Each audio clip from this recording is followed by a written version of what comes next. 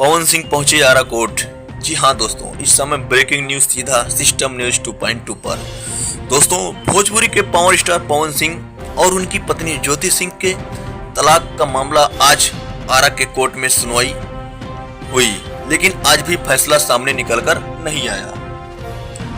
ज्योति सिंह के पक्ष वालों ने पवन सिंह से 5 करोड़ रुपए और एक नोएडा में फ्लैट की मांग कर रहे थे, लेकिन पवन सिंह के पक्ष वालों ने केवल 1 करोड़ रुपए देने के लिए तैयार हुए, लेकिन दोनों पक्षों में बात बनी नहीं है। अभी भी तलाक का मामला अटका पड़ा हुआ था।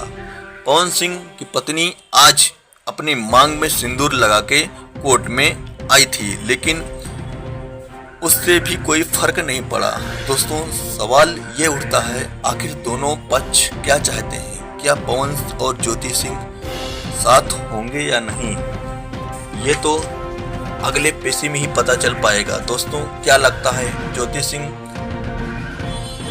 पवन सिंह की शर्त को मान लेनी चाहिए या नहीं? दोस्तों, कमेंट में जरूर बताएं। अगर आप हमारे चैनल पर नए हो तो आप हमारे चैनल को लाइक, सब्सक्राइब, कमेंट जरूर करें।